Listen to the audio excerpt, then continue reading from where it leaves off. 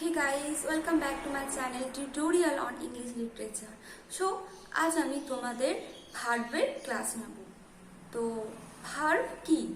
তো ভার্ব হচ্ছে is a word that is the most important word in a sentence. অর্থাৎ verb একটি বাক্যে একটি অতি প্রয়োজনীয় ওয়ার্ড এবং একটা ভার্ব একাই একটি বাক্য গঠন করতে পারে। তো আমরা দেখব ভার্বে সবসময় মানে কিছু করা, কিছু থাকা অথবা কিছু হওয়া এসব এক্সপ্রেস হয়।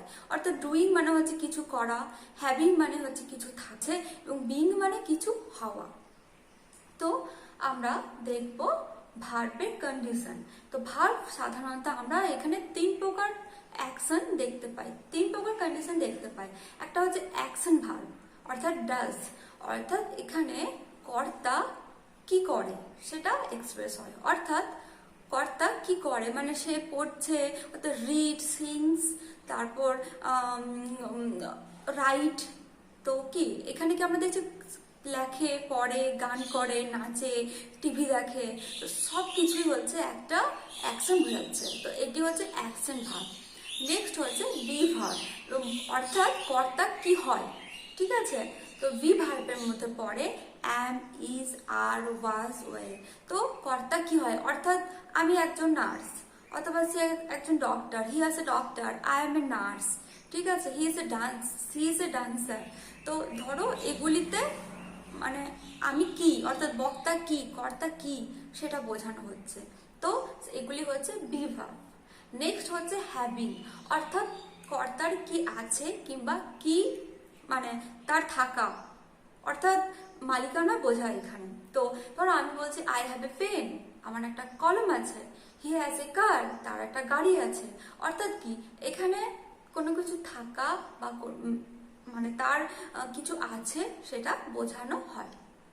নেক্সট আর একটা কথা, আমরা সব সময় দেখব বি ভার্ব এবং হ্যাভ ভার্ব এই দুটিতে, যেমন ওয়াজ, অ্যাম, ইজ, আর, পাস, ওয়ার, এবং এগুলোতে কি যেমন হ্যাভ, হ্যাজ, হ্যাড, এগুলিতে আমরা দেখব যে কোনো সময় আমাদের এইটি স্বতন্ত্রভাবে একটা ভার্ব হিসেবে কাজ করে, আবার কখনো এর সাথে আর একটা আলাদা ভার্ব ইউজ করা হয়। অর্থাৎ এটা আবশ্যক নয় যে এর সাথে কোনো আদার্স কোনো এখানে ভার্ব ব্যবহার করা হবে। যেমন আমি বলি হি ইজ এ বয়, তো এখানে কি ইজ, তো ইজটা হচ্ছে একটা বি ভার্ব, যেখানে আমরা আর কোনো ভার্ব ইউজ করছি না।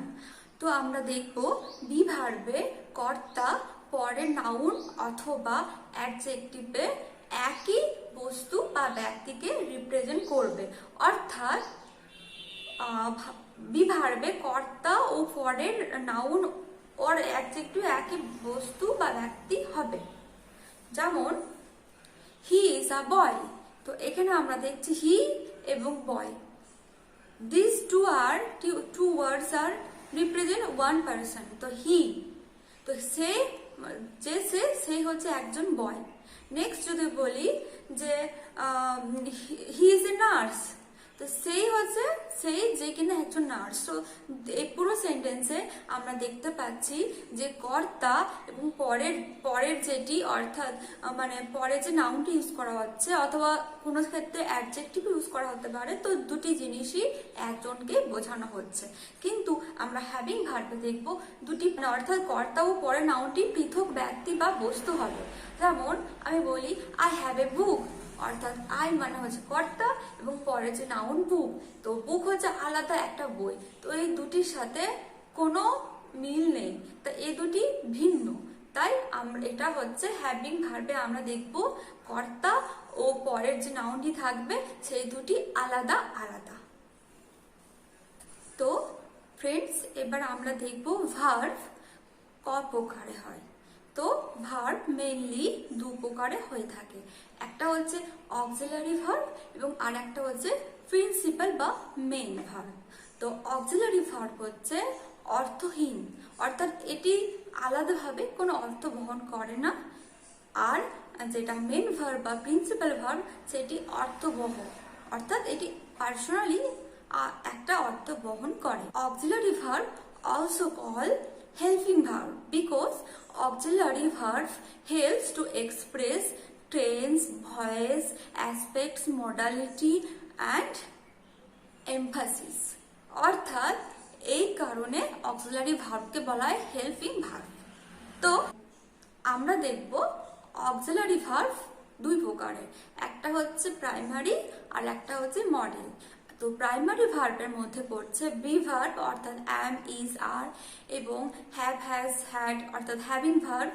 নেক্সট হচ্ছে তোমার ডাজ অর্থাৎ ডু, ডাজ, ডিড। ঠিক আছে, তো ডু ডাজ হচ্ছে প্রেজেন্ট টেন্স, ডিড হচ্ছে পাস্ট টেন্স। হ্যাভ, হ্যাজ এগুলি হচ্ছে প্রেজেন্ট টেন্স আর তার ফার্স্ট ফর্ম হচ্ছে হ্যাড। তো আমরা দেখব অ্যাম, ইজ, আর এগুলি হচ্ছে প্রেজেন্ট টেন্স এবং পাস্ট টেন্স হচ্ছে ফার্স্ট ওয়ে। সুতরাং এগুলি হচ্ছে প্রাইমারি ভার্ব।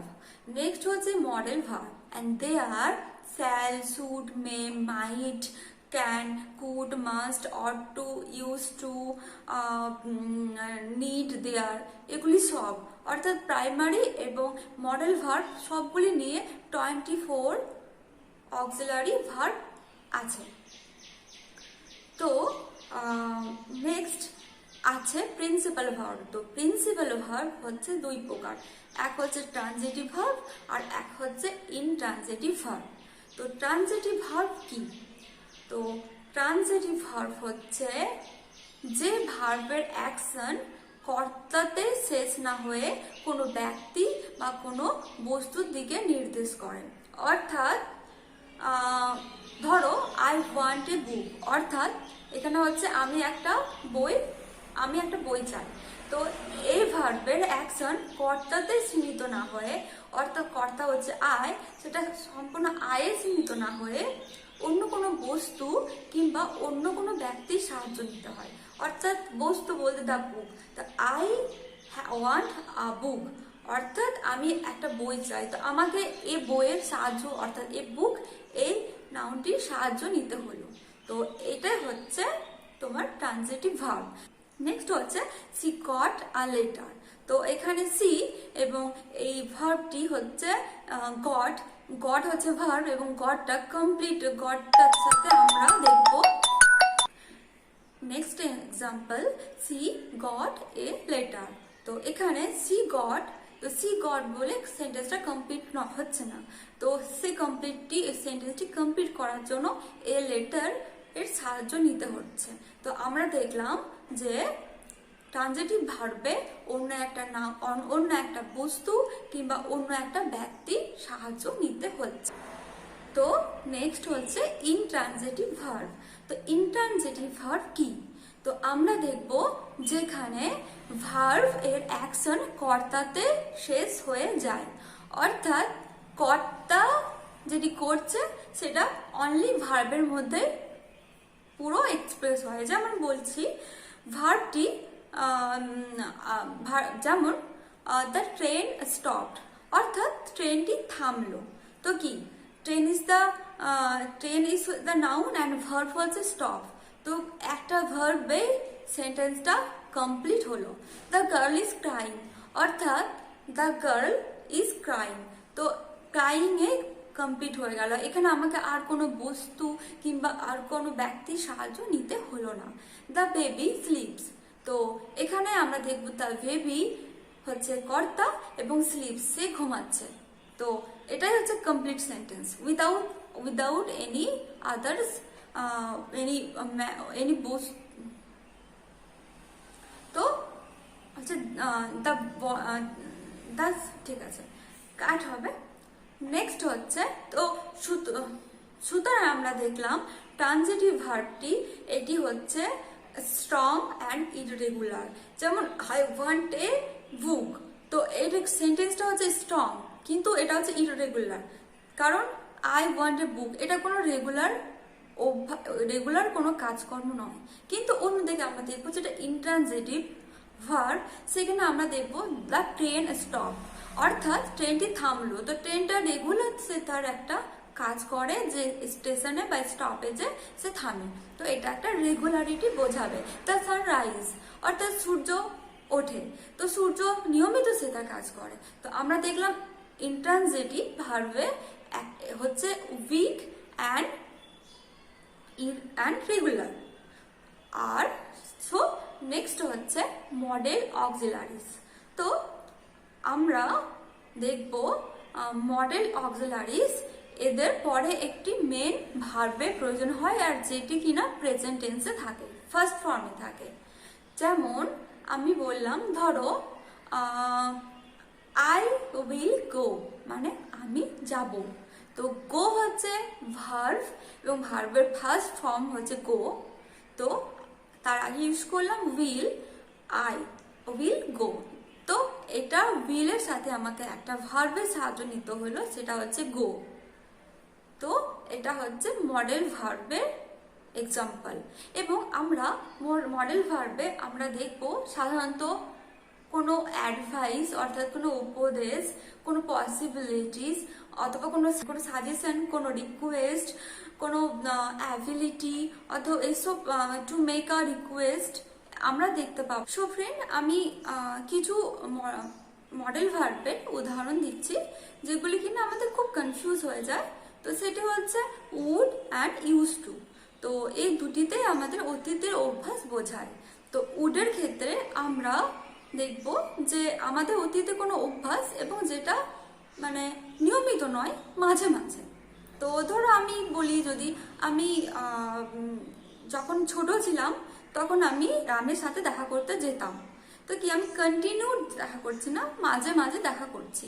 বা আমি কবিতা আবৃত্তি করতাম, ঠিক আছে, এবার সেটা আমি মাঝে মাঝে করি, সবসময় করি না। তো সেক্ষেত্রে আমি উড ইউজ করতে পারি।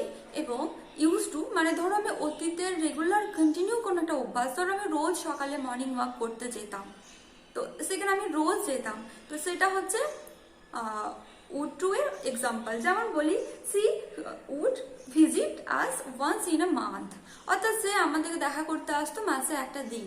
তো অর্থাৎ এটা হচ্ছে কি ইররেগুলার, কন্টিনিউ নয়, বাট অতীতের একটা অভ্যাস। তো নেক্সট হচ্ছে উড। উডের এক্সাম্পল হচ্ছে he use to work in the morning. হ্যাঁ, তো সে রোজ সকালবেলায় হাঁটা চলা করতে যেত।